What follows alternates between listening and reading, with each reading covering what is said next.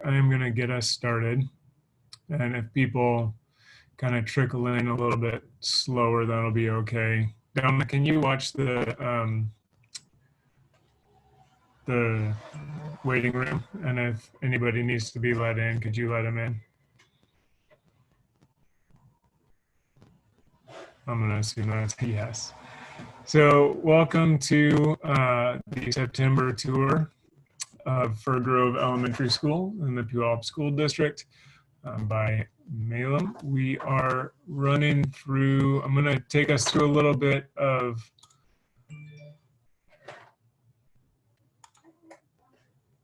I hope I am. I'm going to go through a little bit of business real fast. Let's see if this will work for me.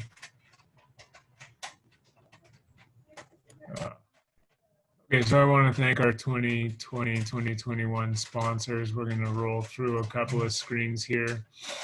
Thanks to the valedictorians. And we'll see if this moves like it is supposed to. We'll go to the salutatorians next and thank them.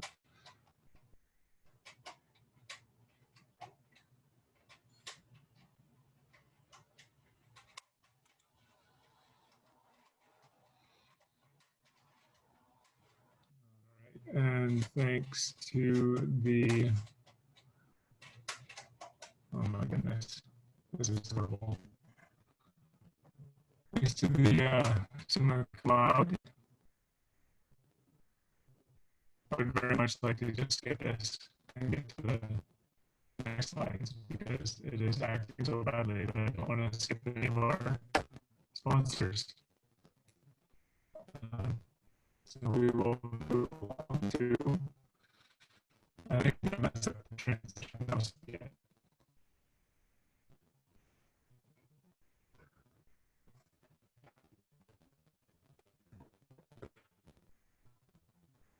All right, this level.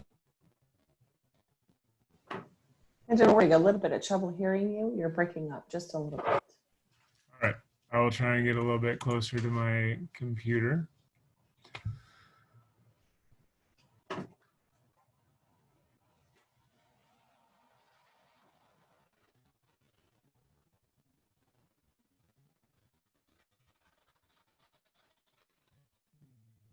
You do the honor roll sponsors.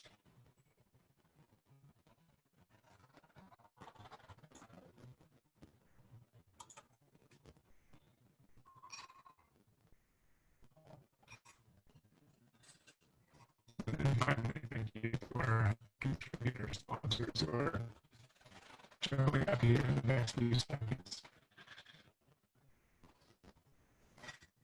And as unfortunately weird and painful as this little bit of this slideshow was because of my technical inability, sponsors are huge in our chapter and they make up a big portion of our budget, and we really, really appreciate them. So thank you to everybody who sponsored this year. We're going to do a quick welcome. There's a little bit of business that I'm going to roll through as this is our I think this is our first official school tour of this year, so this is exciting. So we're going to do a little bit of business. We're going to do the tour of Firgrove Elementary School, take a quick break, and then we'll come back and have a chat with Superintendent Reichdahl, and then we'll wrap it up. So I wanted to welcome the 2020-2021 Board of Directors. I am the president this year. And then we've got James McDowell as president-elect, Kyle McLeod, treasurer, Paul White, secretary. He's new to the board with Seattle Public Schools. And Tane Wilton moved on to past president, and she's doing a great job in that role. Liz Katz is on her third year of at-large directors. So if you're interested in being an at-large director, this is Liz's last year on the board. So spots opening up. You can start polishing up your resume and we'll take a look at you within the year. Drew Phillips is moving into his second year, as well as Chuck. And then Stephen Clark, our Eastern Washington liaison, is also on his last year.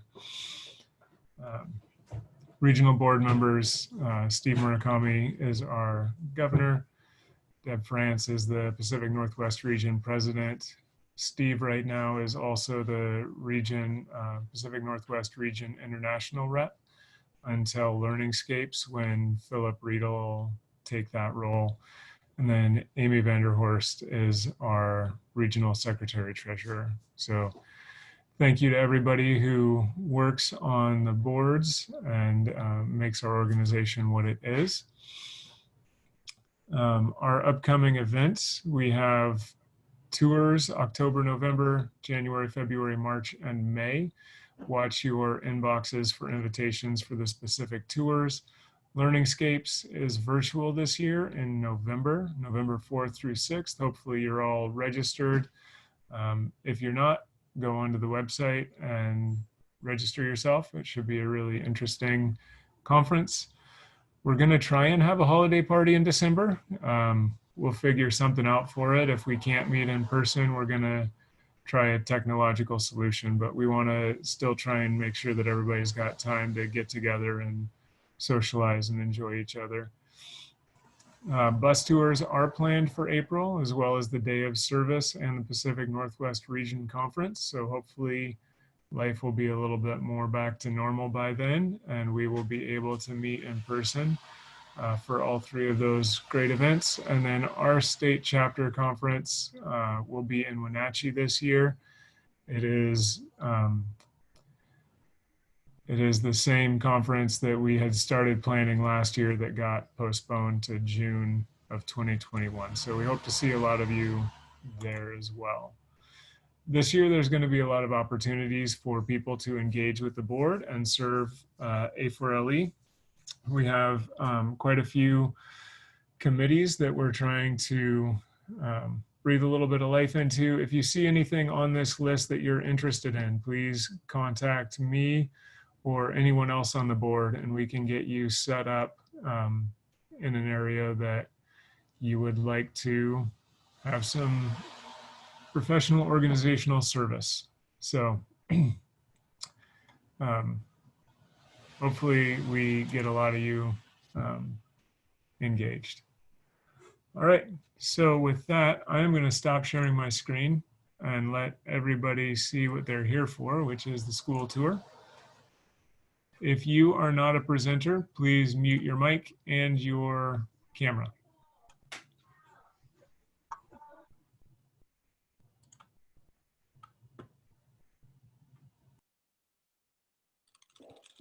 All right, great. Thank you, Ben.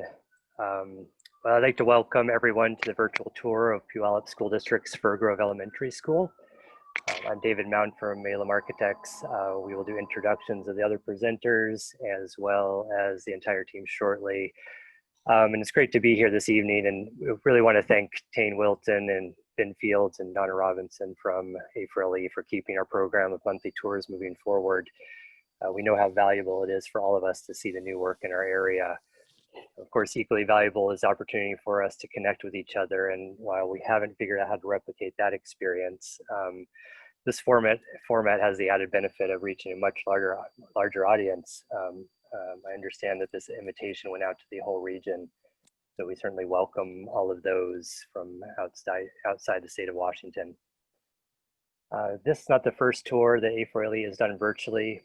Like the others, Steve Murakami graciously offered to be our cameraman for a real-time walkthrough. However, we thought we would experiment with a new format, the key word being experiment. We'll welcome feedback to what worked and what didn't, and hopefully all of this will benefit the next teams as they prepare for future virtual tours. Today we've prepared a video, not a highly polished, but a combination of amateur still photography, video, and editing that will hopefully create an authentic building tour experience. We've included some drawings to help orient and explain the project, but you'll see that there's no staging and very little editing of the content. We'll narrate it live as we would in person, and the video runs approximately 25 minutes, but we will pause regularly for questions. So we'll ask if you have questions along the way, please put them in the chat or go ahead and type in, I have a question, and we'll call on you at the next pause. We'll also try to answer some questions along the way, but hopefully not make that too distracting for everyone. And with that, I'm going to turn it over to Becky Hutchinson, our project leader, to make introductions and get us started. Thank you, David. It is my pleasure to introduce our wonderful team, and even better is that most of them listed here are joining us today. You'll hear that we will be inviting their voices throughout the tour to help us present the project and to answer your questions. So I'd love to ask that everyone who is on our team, please turn on your video for a minute and give us a wave. And thank you all so much. I'd also like to call out Neely Construction, who was an excellent partner from start to finish, and of course our friends at the Puyallup School District. Our deepest thanks and appreciation for Mario Casello's leadership and energy, Gary Frentress's steady hand, Brady Martin and Mike Meadows' steadfast resolve and attention to details, Judy Piger and Richard Lasso's educational vision, and Terry Garrison's warmth as she stepped into the principal role during construction. Terry graciously embraced the people and process that came before her, while also helping us with some key decisions that would make the school feel like home for the 800 students and staff who arrived last fall. So with that, I would like to now introduce Gary Frentress, Executive Director of Capital Projects for the Puyallup School District. Thanks, Becky. And I really want to recognize everybody on the team for their great efforts too. So I'm not going to do that individually, but the district is thrilled with the results. And I hope the format does it justice because it really is a beautiful school. So a little bit of background and some of the goals from the district's perspective. Puyallup has been growing by about 400 elementary students for the last 5 or 6 years, so there's an obvious need at our elementary level. And Firgrove was one of 4 elementary schools that we opened in September of 2019. So I was personally interested in, how the ed specs compared across the 4 schools. The district also had a boundary change that coincided with opening these 4 schools. So that had a major impact on a lot of the planning work that we did. The existing Firgrove Elementary was also planned as a temporary school for 1 year. As it turned out, that's going to now be 2 years because we had a fire at our Karshner Elementary. So there's still a lot of work happening on this site, and we've got a lot of students here. Some of the goals for the building, Firgrove shares the site with Ballou Junior High, and so having a connection there was important for us, and having some overlapping types of facilities is something that the district wanted to develop. Existing school, and I think you'll probably see this in the presentation, the existing school sits very close to Meridian Avenue, which is a 5-lane state route, very commercial strip. And so moving away from that was definitely a major goal for the project. What added to the complexity of the project is that we are also looking at potentially selling some of the frontage of this property down the road. So it really limited the design in a lot of ways. So again, I'm sure you'll see that as we go through the presentation. Some things are obvious, just mentioning that there were 13 portable classrooms on this site when we started. And so again, pointing out the need to expand this school. The district added our first tuition preschool with this design. And so that was something that we had to wrestle with a little bit and kind of define what that looked like. It also coincided with the rollout of our one-to-one initiative for the 4th through 6th graders. So there's technology changes that really happened throughout the building, and again, something that we did our initial planning on with this project. And so again, I think the results there, I think are great. And then finally, I would point out that what I think is really unique about what Puyallup School District does is that we have project spaces that are associated with paired classrooms. And I think that might be unique. And so something to look for in the presentation is how that works in coordination with the rest of the design. So again, my thanks to the entire team. It was a great project, and I'm gonna flip it back to Becky. Thank you, Gary. So our planning process began with open and honest dialogue with the design advisor team to understand the Firgrove community and to learn who is the Firgrove student. Words like optimistic and loves learning floated to the top, but so did vulnerable, craves stability, and lacks resources. Our group of administrators, teachers, and parents quickly dispelled the common stereotype that all students look forward to summer break. Instead, the Firgrove student looks forward to school for the stability, community friendships, and loving environment that their elementary school affords them. Now I'd like to introduce Dave Sartee, our lead project designer, to orient us to the site and planning concepts.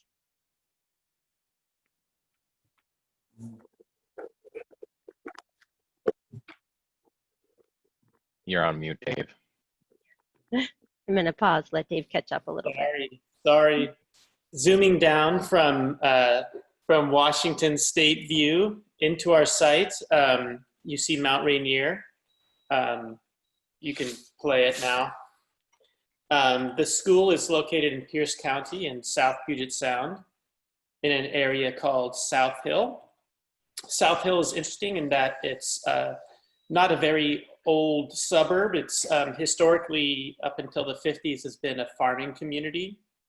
In fact, it's a breadbasket for the region, and the main thoroughfare, Meridian Avenue, Highway 161, used to be called Market Street, and it was quite literally a conduit for the produce of this area to the Pike Place Market. This is our site. It's a 40-acre site bound by Meridian to the east and a forested edge to the west and to the southwest. It's also important to note that as Gary mentioned, the site is shared with Ballou Junior High to the north, and it's a site where it's a building that we're currently planning an addition for, and it's currently under construction actually. Okay. From the start of the project, as Gary mentioned, it was very important that the district, that the campus function much like a K-8 almost, that the two buildings have a very strong connection to each other. In addition to that, being a major driver for the design was responding to the existing context, as Gary mentioned. Meridian is a very harsh experience, and it's really worn on the teachers and students over the years. Our response to that, our desire was to really contrast that experience by embracing the forested edge with our building to the southwest of the site. In doing that, the project, we began to develop two major axes, an east-west axis that really brings you into the site and connects you to nature. And this axis ultimately took the form of a rain garden that runs the entire length of the project and serves, does a lot of heavy lifting for the on-site drainage. In addition to that, it provided some unique opportunities for lush landscaping.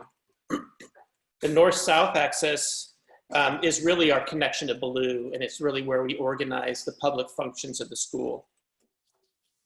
Then we began to organize the building around these axes.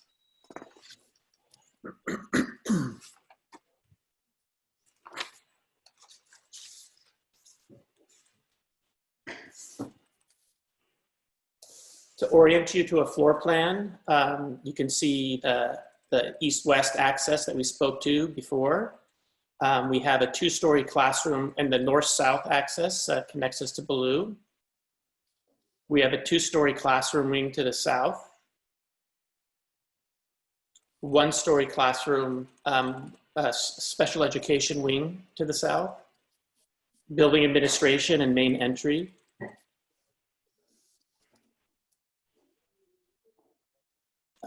Kindergarten and pre-K, gym and performance, and then public functions such as commons and main circulation. On the second floor, we have the second story of the classroom bar, and stretching across the rain garden, we have a library bridge that really begins to stitch the project together.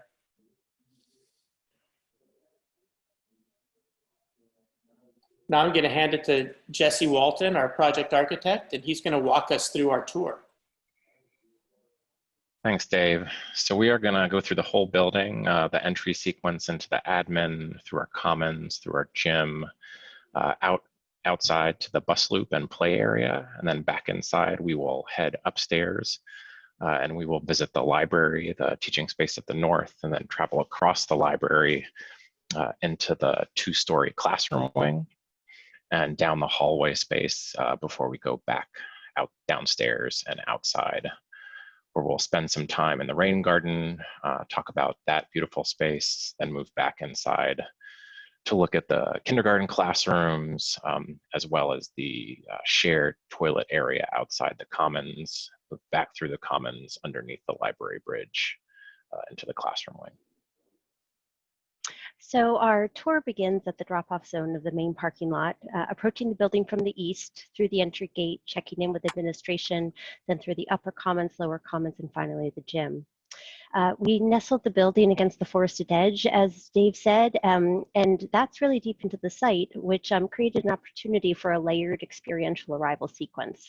You see the covered canopy reaches out to give shelter and indicate your path of travel, and the rain garden starts to step out.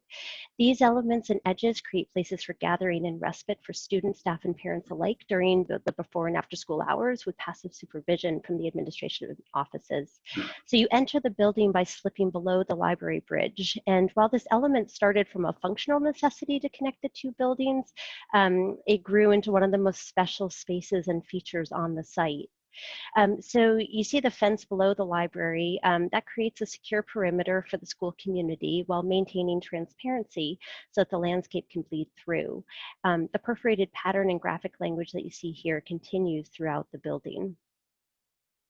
And here you see the full expression of the rain garden traveling through the heart of the school. So here we're entering the building under the library bridge.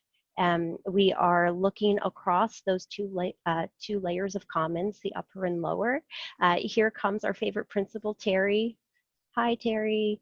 And we're turning to enter the waiting area of administration. You can see the check-in process here, both at the desk and with the kiosks, and the really important visual connection out to those common spaces.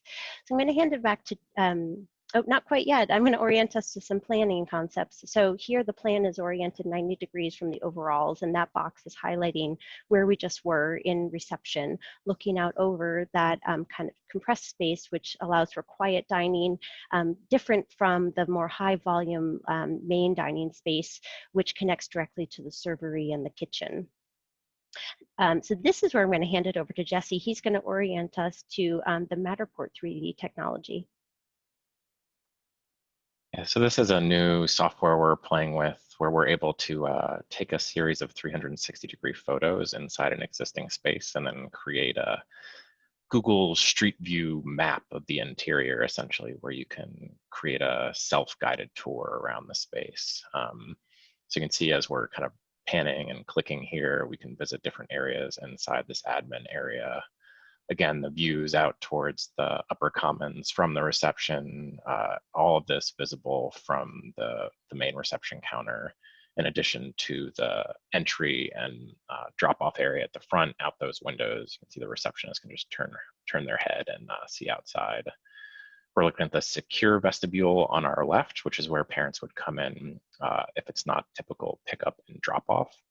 But then the main vestibule, which is open underneath the library it's this space right here. So this is where the kids can move back and forth during the day, or where they come in the morning or leave at the end of the day. If we pan around and look into the commons now, the elevator core is on our left that goes up to adjacent to the library. So we move into the commons, you'll see our lost and found station tucked underneath the stairs, a view down the corridor to the childcare area and hand wash for the commons. This upper common space, there's also a ADA accessible ramp along that edge as it goes into the main lower commons.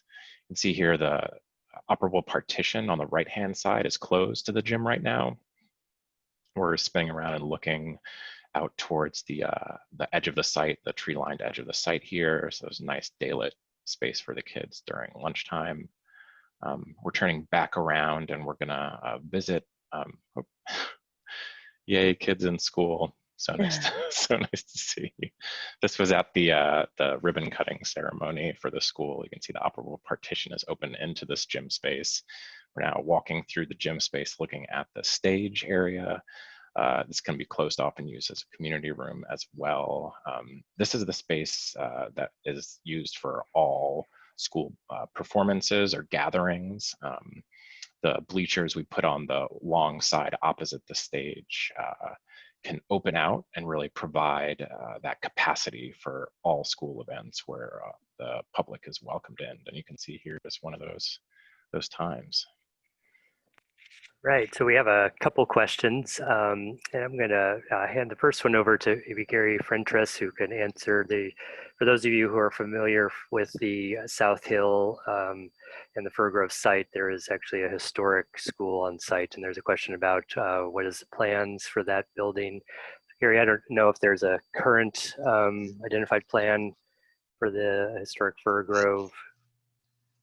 Yeah, the original building, the plan hasn't really changed. The plan all along, unless something else came up, was that we will honor that history with some part of the monument sign. And so that is part of the next phase of work that we haven't completed. As I mentioned earlier,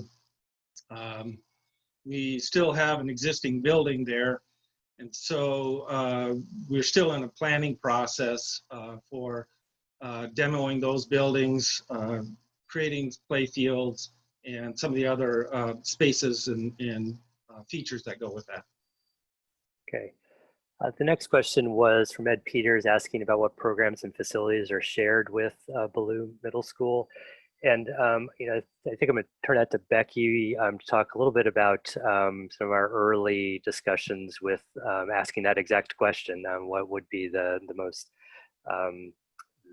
the strongest connections between the schools, and then some of how the planning came about. Yeah, thanks, David.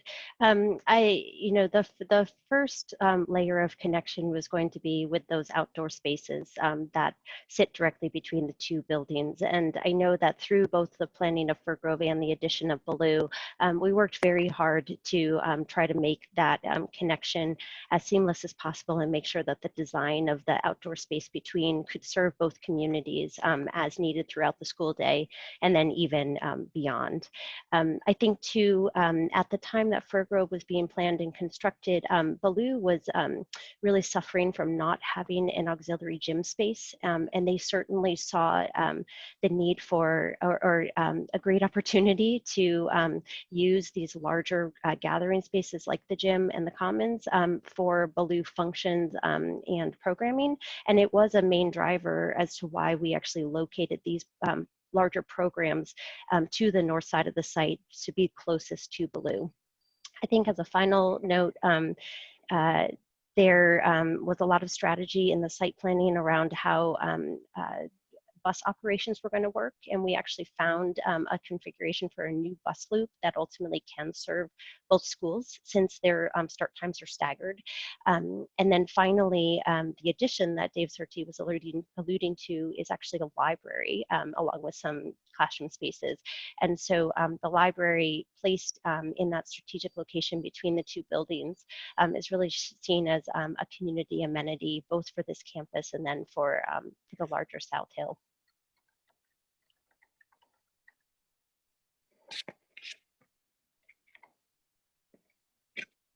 So with that, David, would you like us to continue the tour? Yeah, let's that was the last question, and I think Dave Surtees is going to take from here, take us outside. Thank you, David. Thanks, David. So our next little journey is going to take us outside. We're going to wave at Ballou Junior High, and then we're going to come back inside the building. Here we are back in the Commons. You can start to see how food service is working. Here it is in operation. The nice thing about it is that when it's not in use, it tucks away neatly behind doors.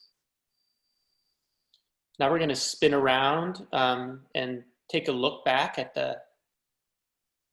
towards the south. You can see beyond the library, looking out over the Commons.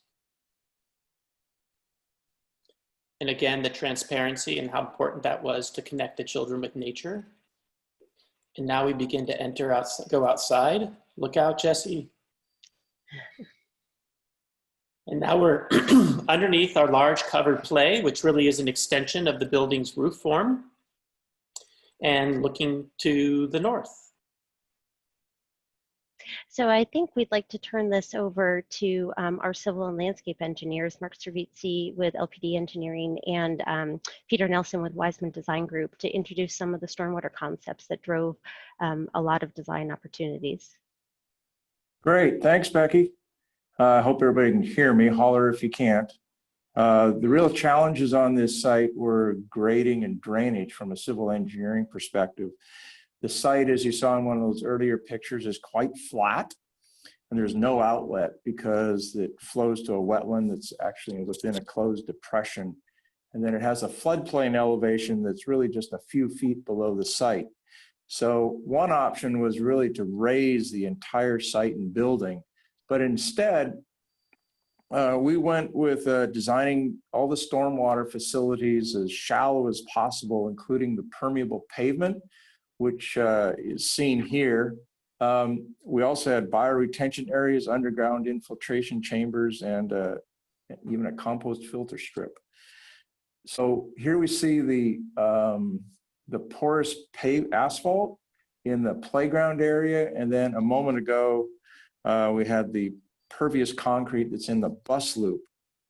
Permeable pavement can be a maintenance issue, and we reviewed this with the district, and really the cost savings on using the permeable pavement, the amount that's saved on stormwater issues, outweighs the maintenance cost with this particular project.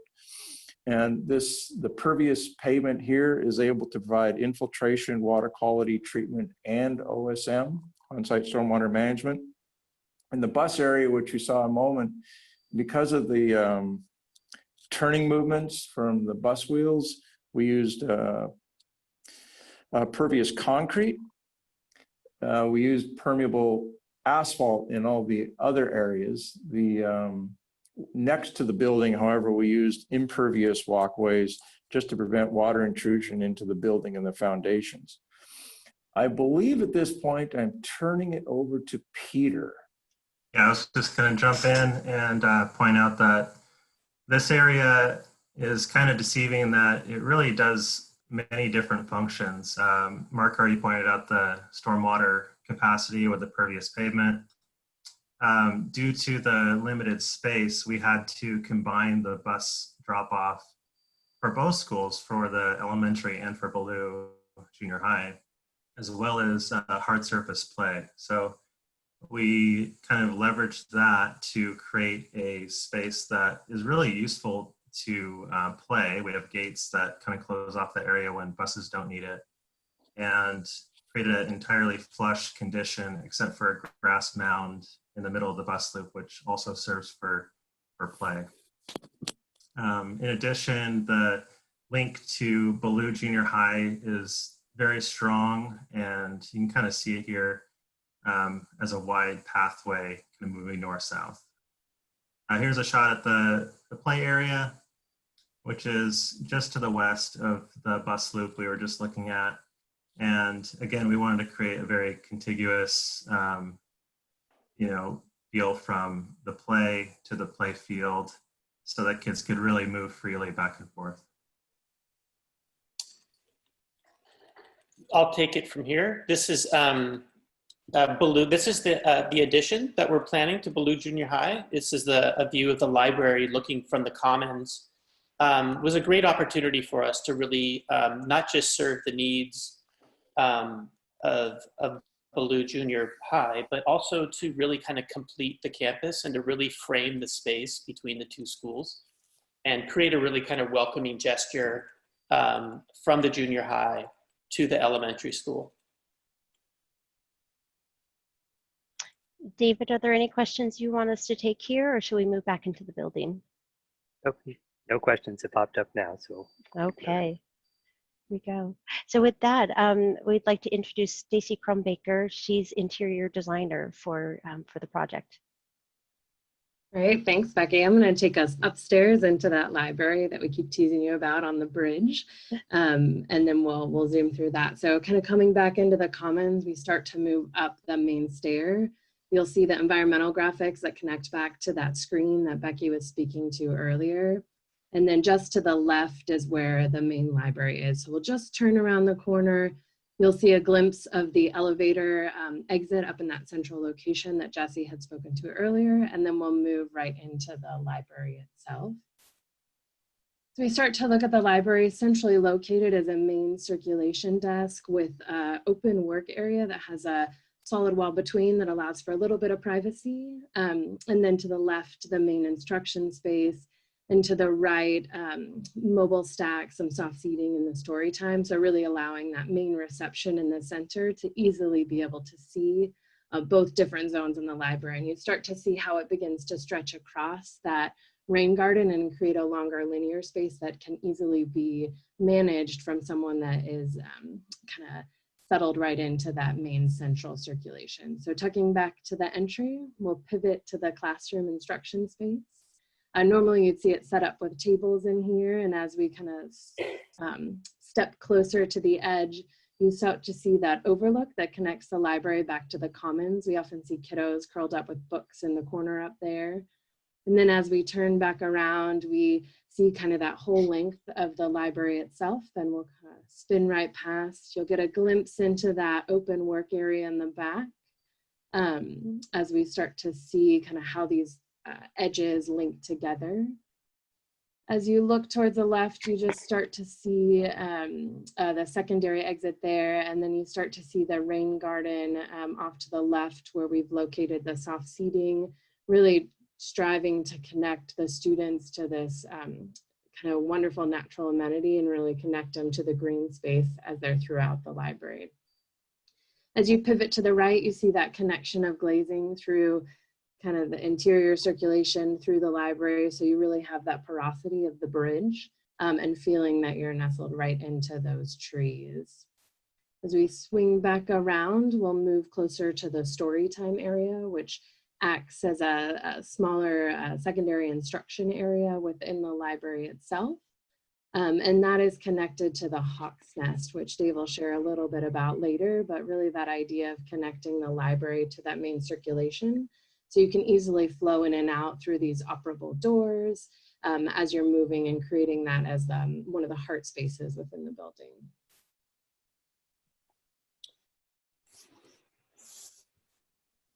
Thanks, Stacy.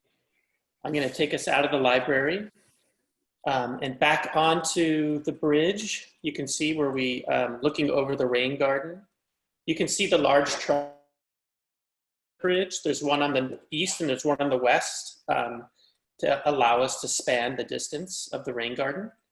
In addition, I think it's important to note with the massing, we have these one-story buildings that we're looking over. It was important that we weren't looking at the roofing and that we were looking at, our eyes were focused more on the trees beyond So we raised the parapet height to keep us from looking at the tops of the roofs.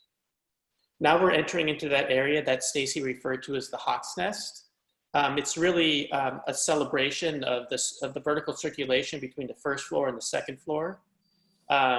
It's a very dynamic multi-use hub that gets a lot of traffic.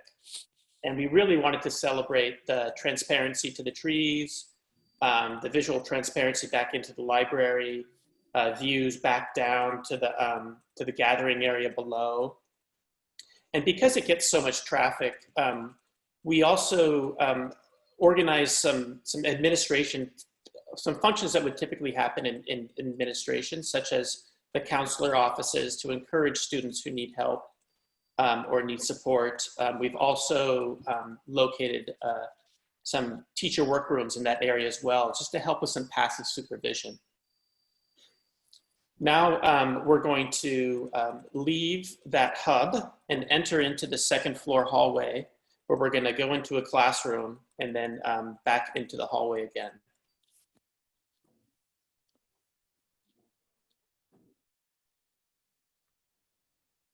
So you can see here, this is the second floor hallway, which there's some connections down to the first floor through these light wells that happen at every pair of classrooms with skylights above that allow daylight into the classrooms as well as the shared learning spaces on both floors. So we enter the classrooms, you see a nice reading area here surrounded by cubbies as well as hand wash and a drinking fountain tucked around the corner. Nice hard surface at this part of the classroom. As we move into the main part of the classroom, we're looking at the teaching wall, which we closely coordinated with the technology department at the school district to integrate these large format touchscreens at the front of the class with a balance box that actually pushes it up and down very smoothly so that kids of different height and adults of different heights could actually use the screen. Adjacent to the screen, we've got sliding whiteboards, which conceal some deep shelving for all the supplies. Those whiteboards even slide all the way in front of the cubbies in that L portion of the classroom. As we spin around towards the back, you see a large glass sliding whiteboard that separates the pairs of classrooms from one another, as well as the small screen at the back of the classroom, which typically mirrors the display at the front of the classroom, so kids who are sitting close to the back can see what's going on in either direction. You can see the connection here to the shared learning, and then out to the hallway, and then out to the other classroom. As we spin around here into the second classroom, I'm gonna pass it over to Stacy again. Yeah, what you'll start to see in here is the district approached furniture for all of the projects opening at the same time to create cohesion in the amongst all of the schools. So they all actually received the same classroom furniture package with a few variations in color, allowing for the uniqueness of each school. And so a lot of foresight and thought went into how to best structure that program. And that's a little bit what you're seeing here. So we collaborated with the other design teams working on their projects in order to tailor that furniture so it met the needs of all of the different elementary schools. As we start to spin in this space, we'll start looking at that project room that Gary had mentioned and move into there. You know, teachers are definitely beginning to explore and learn how to utilize these spaces, but there's a great connection between the two pairs of classrooms back into the hallway that you see here, as well as visual connection back into the classrooms. And on the upper floor, these are grounded with a light well above, so really drawing light into those spaces and creating an environment that the kiddos can come together in. And that links these spaces together. So as we kind of zoom out, you'll start to see how that pair interacts together. Again, with that kind of operable door, that small project room that kind of becomes a heart between the two spaces, as well as linking the daylight down into the space. So here's that glazed sliding door that Jesse had spoken to earlier that can be opened up to allow movement and flow of students between, as well as that small group room space that can be used for longer term projects between the two classroom pairs. Thanks, Stacy. We have a couple of questions about the classrooms. The first one was about the sliding doors between the classrooms. Jesse, do you know the manufacturer and anything particular, more details around those sliding doors? I see a question about them sliding in front of the monitors. Yes, they do. I want to say they were. No, the ones between the classrooms. The first one. Oh, those are. Oh, I'm forgetting the name of them. I can get back to you on them. Aurora. I think it's Aurora door. Aurora doors. That could be it. Yeah, there were a couple manufacturers we had in the spec. They're acoustic. They have a metal interlayer, so they're also magnetic, which is really cool, as well as whiteboards. Okay. And a drop seal for the acoustics. And then Tane did have a question about the whiteboards that were in front of, or at the front of the room, and where they slide in front of the monitor. They do. Yeah, they can. They can slide in front of the monitor, and you can see the track kind of drawn there on the teaching wall, and then it slides all the way to the south as well. All right, thank you.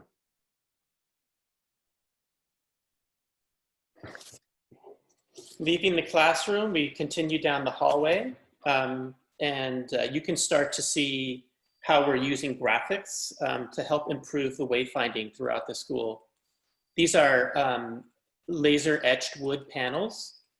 And you can see here is a cluster of 4.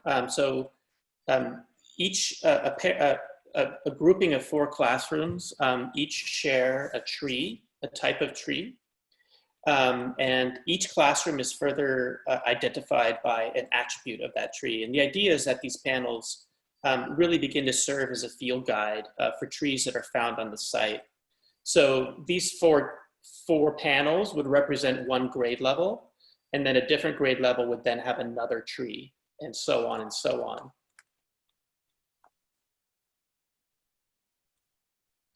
Here's some critters. And this plan really represents where we're putting graphics to help wayfinding with the classrooms and also to celebrate vertical circulation. What this is representing is the structural system that we came up with as a way to reduce the building height and the skin around the building, the envelope around the building, is a way to begin to save money, essentially. So typically in a floor structure in a steel building would be I-beams with I-beams going in both directions.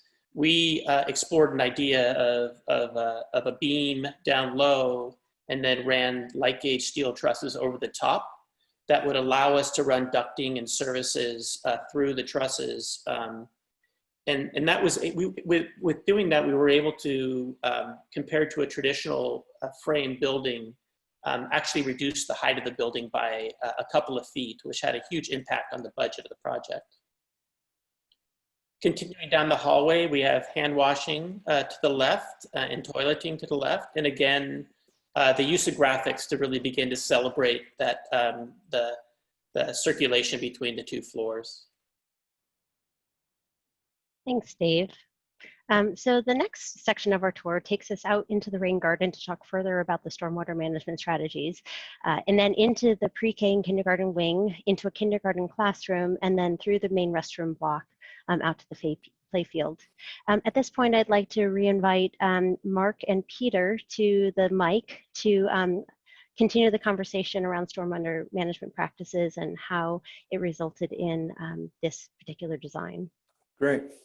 So what we're looking at is the largest of 4 bioretention cells on this site. As Dave Sartee originally mentioned way back in the beginning of this presentation, this is the east-west axes. And this is where the fun really happens as far as we're concerned. This design required collaboration between the entire site design team, Malin, Wiseman, and the geotech, because it was right between the north and south buildings in the middle of campus. And it was important to establish infiltration rates, which were about 0.1 to 0.5 inches per hour. This one collects roof runoff and provides infiltration, water quality treatment, and on-site stormwater management. And the bottom surface of this cell, it's a little hard to tell in the picture, but it's 2 feet below the finished floor of both buildings. Yesterday and at this picture, it was dry. And today, I'm sure it's filling up. And as the rain stops, it'll start to drop again. Peter? Thanks, Mark.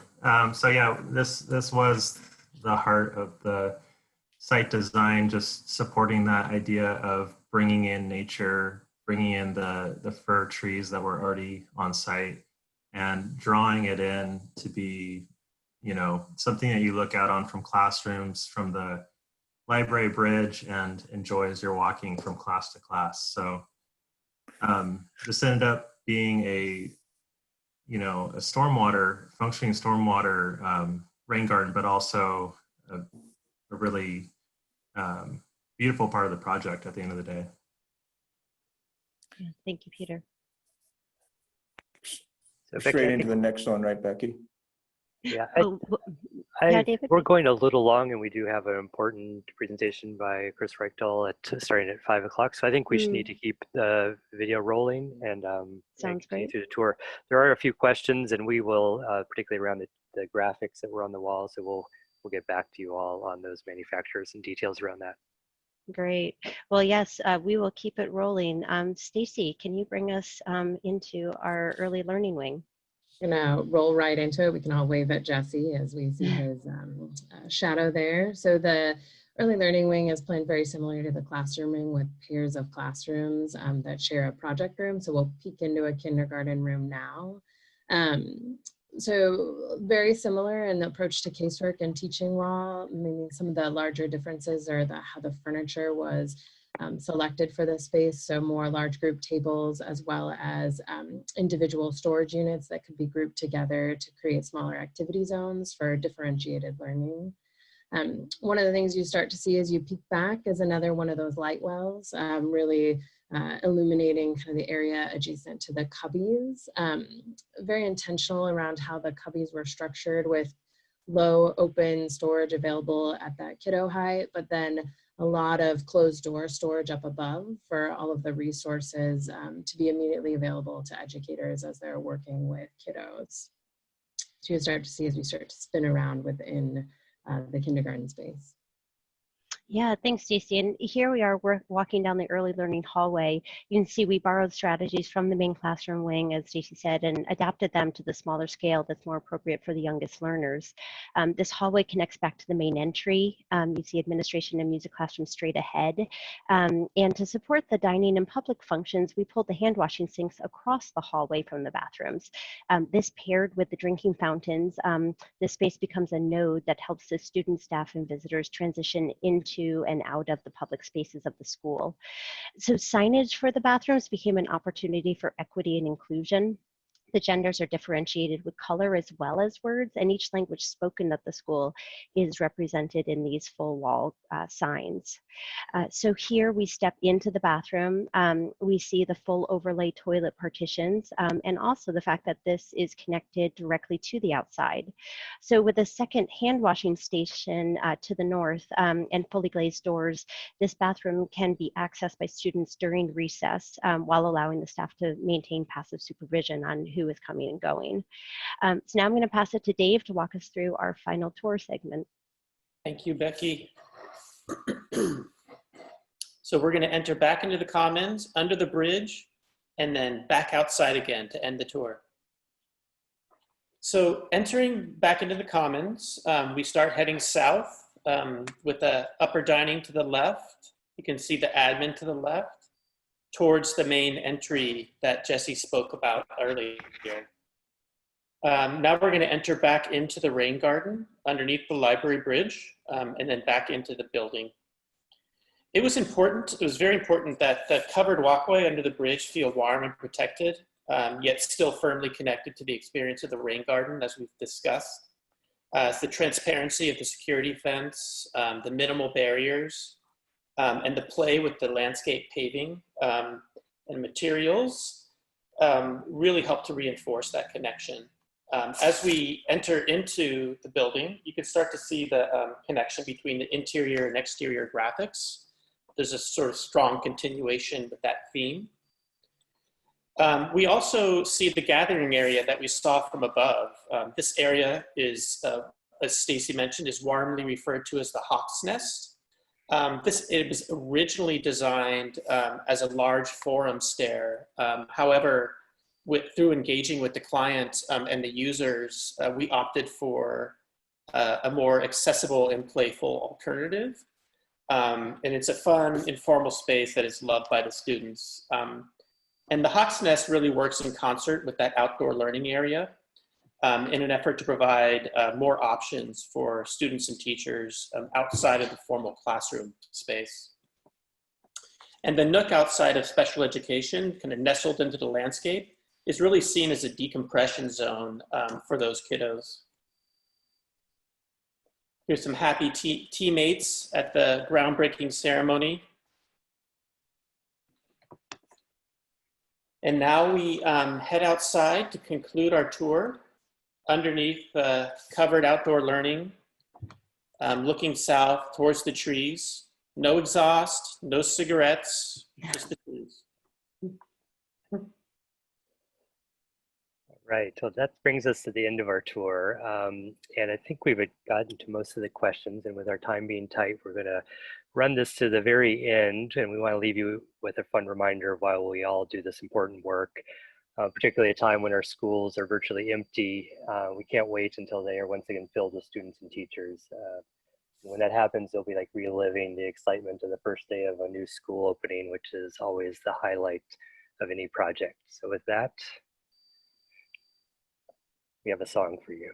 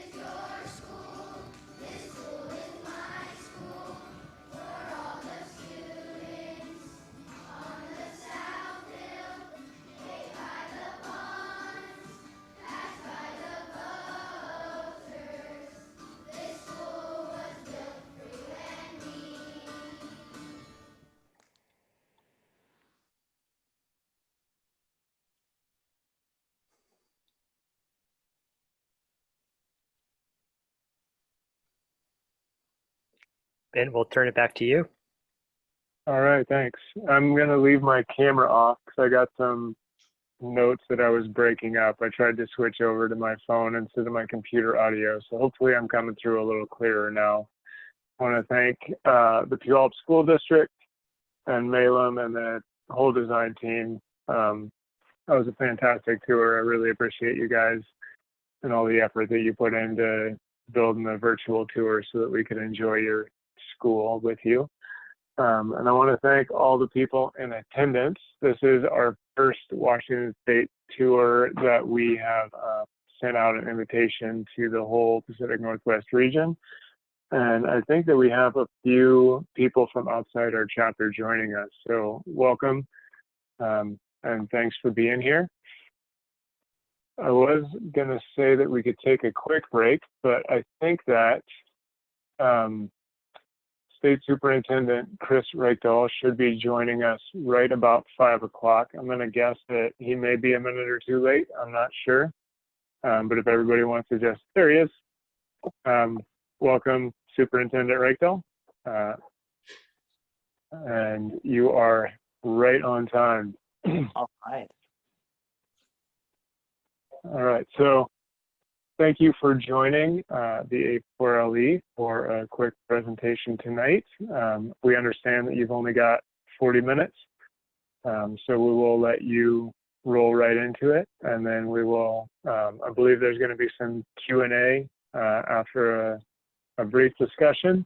So State Superintendent Rako, I will turn it over to you.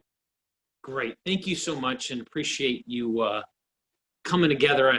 These are just really complicated times, and you know, everyone's getting used to a flat screen, but there's definitely no substitute for relationship building in better space. So that's kind of your business, though, and that's what kind of gets me excited about this. I grew up the son of a guy who only had an 8th grade education, but he definitely had skills. And my father was a residential builder, so not on the commercial side at all, but my family has stayed in that business, various parts of my family, both residential and commercial. So I put my way through college, swinging a hammer and framing and doing all kinds of other stuff. So it's pretty cool to be with you all. Spaces make a big difference. And one of the really neat things I think about what's happened in our state over the last many years is a greater opportunity to bring capital investments to more communities. You all have been at the forefront of watching this unfold. I think our economic prosperity has definitely allowed some communities to support local bond actions that are knocking down matching dollars, which is great. There's going to continue to be some debate about whether or not that should be a little easier. I happen to support simple majority for bonds because I do think, given the size of the matching opportunity in a lot of rural communities, it's outsized. It's not a one-to-one. It's significantly better than that due to the way the formulas work. I think a simple majority would actually really bring a lot of yield to a lot of communities who otherwise wouldn't have access to great spaces. I know from my community college days just how much space really changed the culture of a campus. You all are designing and creating spaces now, and we're building out spaces that really recognize common areas and the ability for students to interact with each other and learn in common spaces. And even when we get through COVID and we get into this, back to school where it's safe and healthy, there's this just powerful idea that students are using lots of facilities within the facilities, not just classrooms and rows, to really enhance learning, from really good lab spaces to, again, just common stuff. I've seen some design built out in the last several years that I think is just stunning in some of our cafeteria spaces, or what were traditionally cafeterias, that are essentially concert spaces at the same time, student classroom spaces and places for them to gather. So that's my way of saying thank you. I love the work that y'all are doing. A couple quick things about where we're going. Obviously, this next biennium, short of a big hit in the budget consideration by legislators, will reveal another very large school matching program, the SCAP program. We're pushing through on our grants. It's a grant program we started up maybe just a couple years ago, but we're looking for that to get a little bit bigger for places that really need to do renovations and do some serious upgrades, but not a full-blown new construction. We also know that a lot of communities, even when they have access to local bonds through a 60% vote, they don't have the property value to really do what they need to do. And so we want to keep figuring out ways to help those communities. Big seismic retrofit request coming from us. I believe we're going for 50 million this time. And prototypical school concept here. Again, the failure of the system, if there is one, I mean, lots more money is great, but it hasn't been because it's really grounded in reality. You all have watched firsthand the allowable square footage is not realistic for what really needs to happen in contemporary learning spaces. The cost allocation per square foot is not realistic at all for the cost of what's really happening on the ground, particularly in the Pacific Northwest over the last decade. So we're going to keep pushing on that concept, trying to get the legislature to recognize that we obviously want to keep up with capital needs, but we want it to be done in a way that doesn't look like one thing on paper, and then on the other hand, realizing that districts are having to come up with a whole lot more money locally because the formulas are wrong. It doesn't adequately support the per square foot need, and certainly doesn't have the space allocation need. That's at this point getting really, really critical. So those are a couple things. I'll intrigue you a little bit with, I think, the next 10 or 20 years. Our numbers look really steady. We'll get through COVID, which is certainly having some short-term impacts on enrollments. mostly as families just scramble for the best viable solution they can in this short-term period. But long-term, you know, we see that pipeline is going to be quite consistent. That's the good news. I would say the complication to all of this is I want a lot more students getting options in their junior, senior year in particular. I just think we're at a time in our global economy where we've not served students well in terms of a lack of dual language early on, which will not really implicate capital. But by the time they're juniors, we should be looking a lot more like the Asian education system or the European education system, which really gives students lots of opportunity to think about different places to go.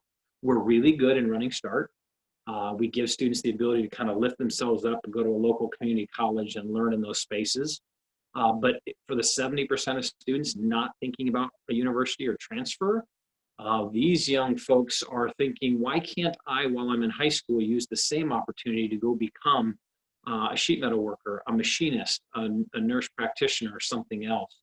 And so we're going to keep trying to open that up. We want those pathways open. We want the rigorous math and science and English language arts in there, and we want them to meet their grad requirements. But we can do that now synchronously. We can embed that in the learning standards of those courses. We just have to get higher ed and K-12 to talk together a little better, so we open up those doors to more students. The consequence of that, if I can be candid, is I think more and more of our students will not be with us their junior and senior year, not as full-time equivalent students, but either part-time with us or fully with somebody else. It's probably going to move capital needs maybe to higher ed, certainly to your college system, maybe to other providers who can get access to these opportunities. We're going to try to open up those doors. And so I do hope you are thinking about the relative stability of building out elementary and middle schools on a timeline and a trajectory that looks really stable. But I think high school enrollments could look really different 10 years from now or 20 years from now with respect to how many students we have to house.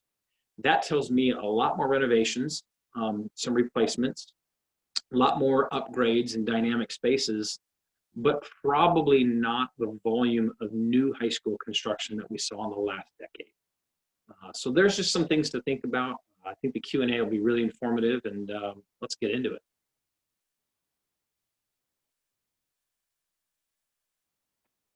Yeah, sorry, I had to unmute myself there.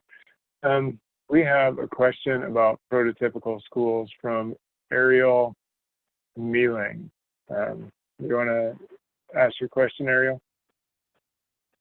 Well, it looks like there's continued conversation, and that what you're really talking about is prototypical funding. Can you just talk more about that? Yeah, definitely thinking about this as prototypical funding. And so we want the legislature to have a better understanding of what is really instructional space. Get them comfortable with the idea that if we can up the square footage allowance per student and the realistic cost per square foot, that we can make some commitment about what they're on the hook for. And so in that regard, it's not prototypical in its design or how it looks per se, it's in the funding model. If they'll commit to that, which will cost them a little more money, then I think it's responsible for them to say, hey, if this includes gymnasium space that's not instructional, if this includes other facilities that are typically not instructional, then yeah, maybe the school district should bear a little bit more of that. But they're not even funding as a legislature really the basic cost of building out what would be sort of a basic ed concept on the operating side, on the capital side. So definitely a prototypical school funding concept here is what we want to keep exploring with the legislature. Thanks. And then Gary Neal has a question about bond votes and simple majorities.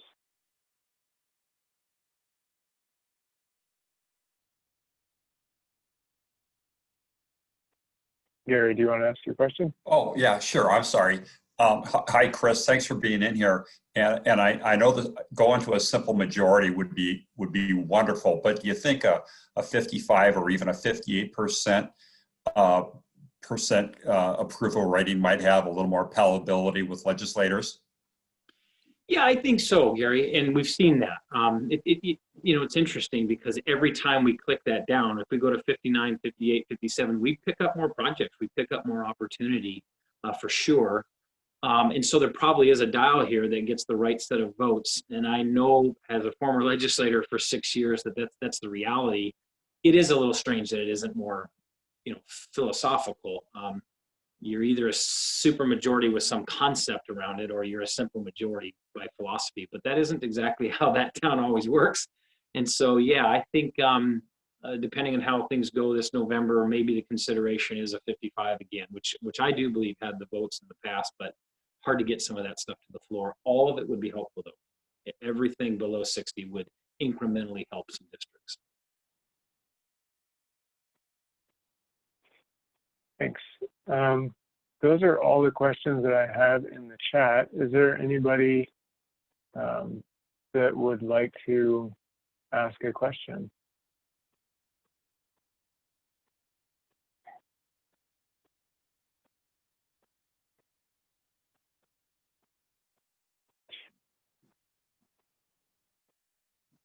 All right. Seems like people are shy online. What can we do to help support the legislator moving toward a lower threshold for bond passing? Yeah, I think as professionals in the industry, really talking to them about obviously the opportunity. I think some of you have the kind of scale where you've seen what property wealthy communities can do to really supplement basic instructional spaces with incredible wraparound support spaces. And for a lot of our rural communities, for example, they don't have that option. I mean, they get to the bare bones if they can do anything at all. So I think some of that perspective would be helpful to hear. Again, it can be a little ideological for some legislators, but I think if they realized that the difference between going from 60 to 50 or even 55 and getting a yes vote means you're leveraging a lot of state money and potentially using a lot more of that local money to build out more comprehensive spaces. In a lot of rural communities, that's the heart and soul of a community. I mean, that's the town center. That's where Friday night under the lights, that's where the community comes together. We have a lot of faith communities that rent and utilize our facilities on Saturdays and Sundays for faith activities. And so I think talking to legislators who you might think are more cynical about this, about the economic benefits and bringing those jobs and those sort of supplier opportunities, even for short-term project work into rural communities, would be really, really helpful. Great. We got a couple more questions. Brian Askey has a question regarding OSDI funding models. Yeah, thanks, Benjamin. So thank you very much for being here, Chris.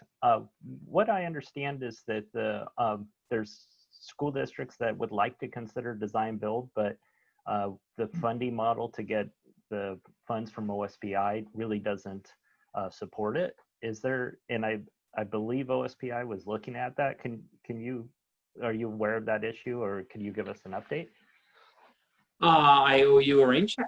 So my big complex swirl of things and all world COVID and other things, we were definitely all over this a couple of years ago and trying to understand the barriers here, but I'm a little stale on it. So I've got to get to my team and make sure that we get back to you all with where that contemplation is and what we're hearing from legislators around that. So I don't have an update for you. Okay. Noah Greenberg's got a quick question about pandemic response.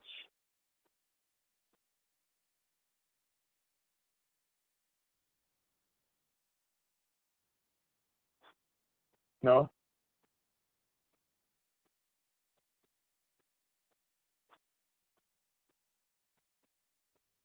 I'm on the phone. Can you hear me now?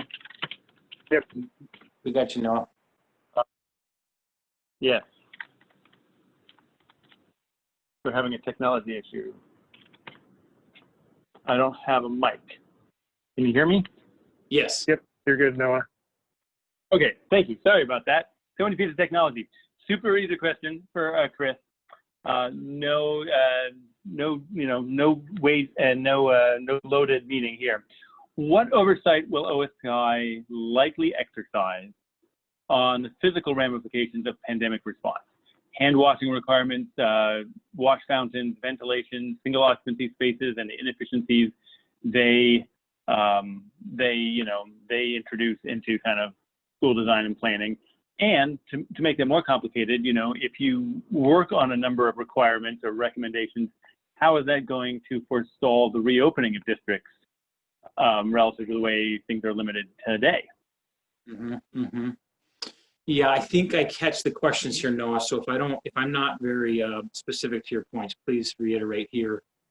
There certainly isn't an audit. We put out guidance for school reopening. It is really driven by labor and industries for the adults in the system and Department of Health for our students.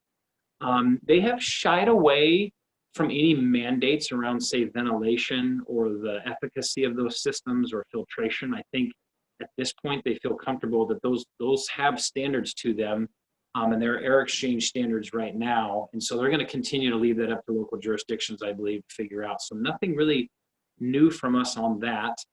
And certainly no capacity for us to go in there and audit that in any way. Our guidance is attestation. Districts do have to submit reopening plans, which they've all done, and they have to attest to their commitment around the health frameworks, the hand hygiene, the screening, the cleaning, the face covering, the 6 feet of physical distancing. That is always subject to somebody coming in and saying, hey, this isn't consistent with the guidance, and then we really could have an action or a follow-up with them, but we don't expect that. So not a regulatory tooth here or an aggressive play, just a really, I think, solid framework that dozens of districts are now following to either open fully in person or to be hybrid. We've got several dozen districts in that model already and many more planning towards that direction. So I want to make sure I got the rest of your question there, though. Yeah, that was helpful. Obviously, formulating a question a little bit on the fly, but it's a very good reminder you articulate about the Department of Health and their code mandates relative to health and safety for students in schools. That's a good reminder in this context. So that's helpful, and also helpful to know that you're looking at a lot of other factors simultaneously. So I think that's informative. Thank you. Thanks. Brian Carter just had a follow-up for the design build. He was talking about the TAC committee has been working on that, and there's been some forward movement there. Do you want to come on real quick, Brian, and share what you know? Sure. I thought you'd just read my note to everyone, but yeah, happy to. I said that the superintendent's not into these weeds, nor should you be, sir. But that the facilities group at OSPI, along with the help of the technical advisory committee for years, has been looking to evolve the D process in a way that's more convenient for design build. Design build absolutely is allowed. It has to go through the PRC, as most of us know, just like GCCM, for approval on any particular project. But the challenge that I think Brian Askey was bringing up was that then to actually go through the funding pattern for state funds is very, very difficult. We had the same problem with GCCM, and it's never been a really great fit. There's a really strong movement underway to modify that process in a way that makes it much easier and more convenient for districts to get through the funding process. And that's there's a lot of documentation that's very near rollout or ready for rollout. So it'll be a good thing in the very near future. Thanks for the update, Brian. It's a good prompt for me to go back to our team and ask about how they're thinking about reconciling that old D-form process to some more contemporary practices for you all. So that's good. Thank you. Yeah, Randy's got some good stuff for you. And then we have a question from someone from Dykeman Architects. Their name isn't appearing on the list. I'm sorry. They're asking about strategies that the state is looking at for equitable funding. Do you want to come on and ask your question? Sure. This is Tim Jewett here. Thanks, Chris, for coming on today. Recently we've been working with some more shall we say, financially challenged districts in the state, and it's just an aspect of the communities that are kind of statewide. And I'm just wondering from your position, is there something in the works that you are thinking about statewide to try and help provide that equitable balance so that kids statewide can get a more equitable approach to facilities? Yeah, thank you. So in the short term, we're going to keep trying to capitalize, I think, on some of the interests of budget writers on both sides of the aisle, and they've really bought into some concept here around, these renovation grants and this idea that some communities need a little more direct from the state, and not necessarily through the traditional 60% bond process. So we want that to be a tool right now, but that can be a little ad hoc, as you know, because if you have some political power, maybe your project's in. So we've tried to create a more professional process around that, get a pool of money from the legislature, and then create more of a prioritization around how those funds go out, rather than legislator X happens to be the vice chair or chair of the committee, and therefore he or she gets a project. We're trying to bring some more structure to that. I think lowering from 60% to lower will help a little. But there's still this gap as far as I'm concerned, and that's the truly property poor community. Maybe they get to 60 today, maybe they get maximum matching funds. They can't build the facility that they really need to build. And it's not because they need, Mercer Island-like facilities or Issaquah-like facilities with all their growth, but they gotta have the basics, and they're in a 70, 80, 100-year-old facility. And so one of the things I keep sort of challenging the systems to think about is, where do we have resources generated in that community that aren't going to that community? And this is a hard conversation, but I'm willing to keep taking my lumps to expose it. And that's candidly timber revenue. We harvest timber in this state. I think we've got to balance that with species preservation and recreation, of course. But the interesting thing is that's now only become 6 or 7% of our capital budgets in total, between local and state funds. And honestly, it goes into a state pool allocated by the legislature, appropriated by the legislature. And there isn't a strong nexus right now between where that money is generated, typically in rural communities. Most of that money is being spent in suburban Washington, where all of our growth has been. So I've suggested that the legislature can really start thinking now about how do you keep those dollars in rural communities. And yeah, it might be that it's quite a bit of money over a 10-year period accumulating, but when a school district needs $70 or $80 million, and they simply can't get over the $10 million hurdle, even between their bond vote and their match, that's what it should be there for. So that takes discipline, right? That money has to be available when districts need it on a 10 or 20-year cycle. But I think we have to get more creative about our capital budgets. Funding rural, suburban schools on timber revenue is not a long-term viable solution. And the short-term solution might be at least keeping those timber dollars for those rural communities. It will be a disproportionate benefit for them. But gosh, out of $1 billion SCAP program, if the legislature can't find 70 million to backfill that for those suburban schools, then we're not being very creative. So that's a tough and long answer, but I think there's some opportunity here to really help those communities, mostly by letting them retain and access what's already being economically generated in their communities. Yeah, I appreciate your thinking on that and look forward to more coming. Great, thank you. Ellen Jacobson has a quick question about in America.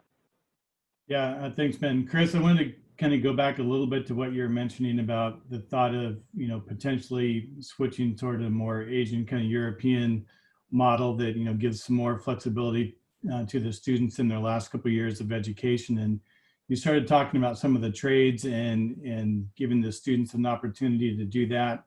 And, there's trade schools or skill centers that, we have located, several of them around the state that are primarily, that they're being run by multiple school districts. Would you see that if there's an enhanced effort to provide some trades education, that would still occur at the district and the kind of at the K through 12 level, or is that something that would maybe shift over towards technical college and kind of higher education?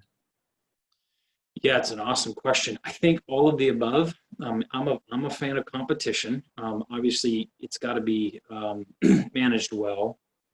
But right now, we have some comprehensive high schools, either hanging on to programs or maybe even bringing some back, but they tend to be high volume, low cost stuff in our CTE world. So a lot of tech, a lot of IT, a lot of programming, a lot of gaming, all good stuff.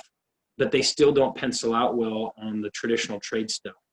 Big shop spaces, high consumables, big centralized HVAC systems, and typically those require smaller numbers of students. So I think regional models like skill centers are probably still really viable in the short term.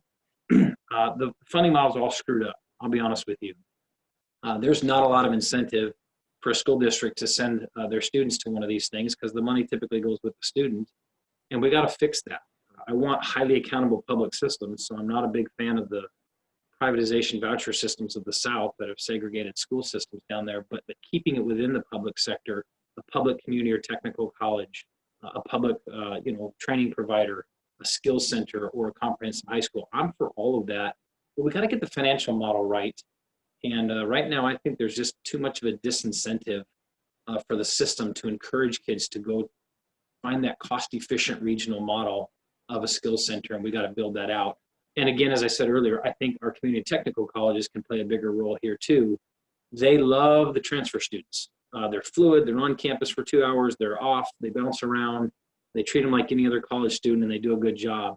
Their professional technical programs are often really intensive all-day programs, and it doesn't work for a lot of high school kids because how are they going to get the English credit, or how are they going to get the civics credit, or how are they going to get the PE credit? So that's part of that flexing things up, and it scares people when you start talking about differentiated kinds of high school experiences. But my God, we've specialized everywhere else in the world but public education, and it's time to take more risks. So a long way of saying all of the above. I think the regional models have a lot of potential in the very short term, and until we get our community technical colleges really transforming those professional technical programs, we got to rely on skill centers and support them and create a financial incentive for students to go there. We can do that. We can do that in the short term. Appreciate that. Thank you. Shona Bose has a question about increasing diversity. Hey, Chris, thanks for coming today. My question was just around diversity and inclusion, and mainly about how we have more architects of color, or in architects, contractors, and subcontractors working on the projects that are being built in Washington State.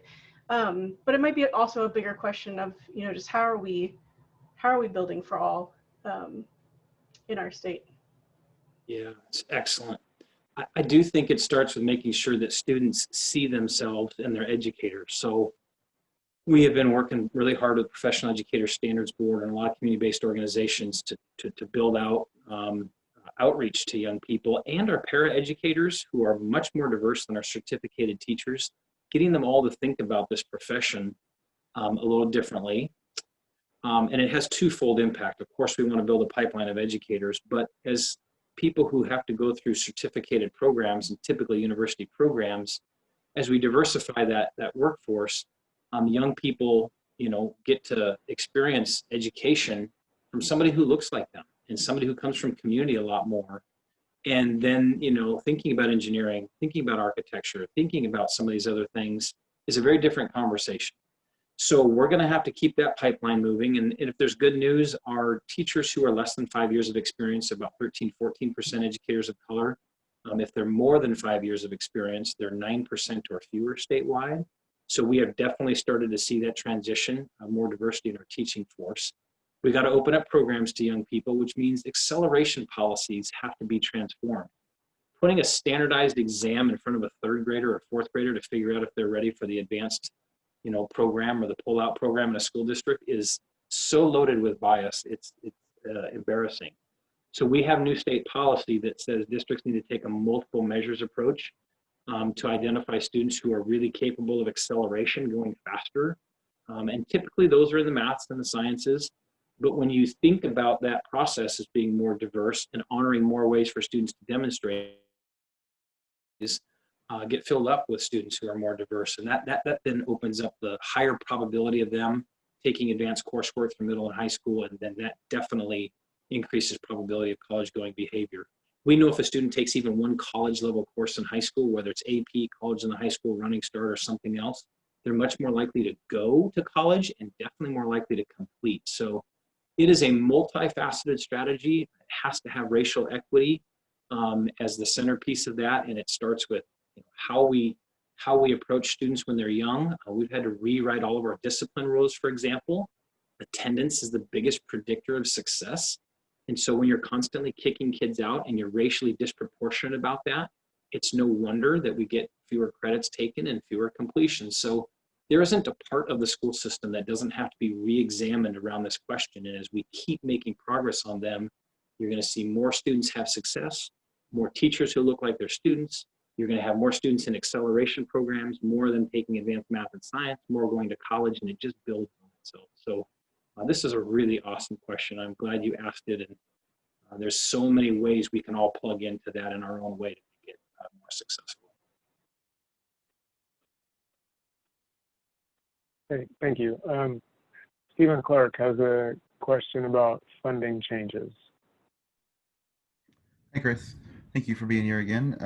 The question is about, the ongoing funding changes in terms of, levy cap rates and the different levels of funding that we see across the state. And the context, I guess, is what I'm asking is, we see challenges in our smaller districts that aren't able to fully fund, the positions they need with the funding that comes from the state. So it's directly tied to their operations levies, which is also tied to the amount of ask that they're able to sort of capture from their property tax base. So would you be able to speak to kind of the current state of the situation?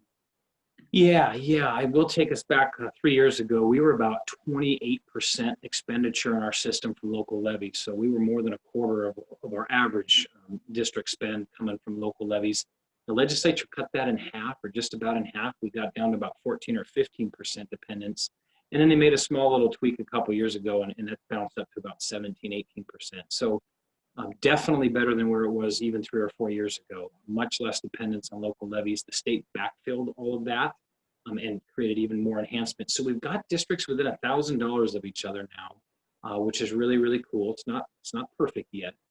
But I think part of the challenge here is the legislature filled up compensation models. They did a lot for transportation, all-day kindergarten, and a few other categories. They didn't really change the prototypical school model for what we call wraparound supports. So they didn't get counselor ratios addressed. They didn't touch nurses in any meaningful way, social workers, mental health supports. So that's what we find districts often spending their local levy money on, saying, hey, it's technically outside of basic ed, so it's eligible for levy dollars, but if we didn't have these programs, we would not see the success rates we're having. So part of my job is to kind of navigate through a COVID crisis that's going to be a little bit tough. Our basic ed will mostly be intact. In fact, it all will be. There's some risk to levy equalization. So that's state money provided to districts who, even when they pass a levy, just again, don't have the value to get it up to the maximum amount. So the state helps with that. That is not a protected program in basic ed. So in the short term, protect levy equalization for these property poor communities. The slightly longer term contemplation, which we will actually initiate in our budget request for the second year of the biennium, is to have the legislature, assuming we get sort of through COVID and begin a recovery, really thinking about those wraparound supports as a basic ed prototypical expectation, and that will further free up districts so they're not as dependent on levy. It's a constantly evolving process, of course. What I'm considering here is nothing in terms of cost to what they've already done in McCleary, but there's some things they still got to keep fixing because we have districts really dependent on those levies for things that you and I would say, we got to have those early learning programs, counselors in elementary school, nurses, we got to have these things, and mostly they're not funded by the state level right now. Appreciate that response. It's really hard to keep track of the state of that situation. So thank you. All right, I think we've got time for one more question, it looks like. And Gary Prentice has a question about enrollment. Thanks for taking my question. So the state's enrollment projections are really the major driver for eligibility for growth projects. And as we know, this year is going to be atypical, and we're hoping things bounce back. But is there a plan for the state to look at their projection model and to address the exception that this year is going to end up being? Great question to close out on, Gary. Thank you. We're going to have our teams at OSPI look at all of these. So there's an enrollment driver in capital. There's an enrollment driver for our operating. Ridership is a driver for our transportation dollars. We get to currently feed students in aggregate settings and congregate settings, and we get to feed all families who need it due to some help from the feds. But normally we would have to make those students eligible through a paper process. So all of these enrollment-driven processes drive the formulas. And what Gary's pointing out here is this is going to be a strange year. Families are scrambling to try to create the best situation for their family, and that might be that they're taking a break out of the public school. Maybe they're homeschooling. Maybe they chose a private school for a year. Maybe they're going to go to an online program. And we definitely know that more families who have not started with us yet, so they've got a 5-year-old, they've got a student who is scheduled for kindergarten. It's always been the case that some families wait a year, and we're seeing a lot of families say, you know, we're going to take this year off. We haven't been in the schools. So we're going to end up with this big, giant kindergarten class next year that's going to bulge its way through the system. But to your point, we're looking at all of those where we have authority at OSPI through rulemaking to make those adjustments and give districts a little better way to smooth those numbers or to create formulas where we can kind of point to a more stable time, we will. And where it takes the legislature to give us some help, we will seek that. And right now there's a couple in both categories. So we definitely need some legislative help, get them to recognize this is a really unusual time. We don't want our capital budgets harmed because there was one blip here due to a once in 100-year pandemic. You did address my question.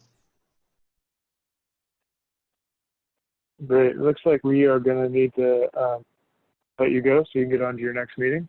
And I wanted to just say again, we really appreciate your time and your willingness to come and chat with us. Can't be easy when you're the only one on this.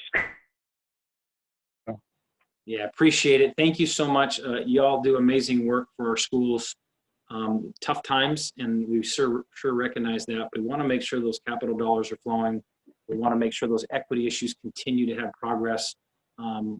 Love your partnership on simple majority or something less than 60. It all benefits disproportionately rural communities when we do all this stuff better. So thank you very much. Keep kicking butt, and I look forward to being in some good spaces that y'all are working on in the next couple of years. So thanks a lot. Great. Thanks a lot. Have a good evening. You too. See y'all. And all right, everybody.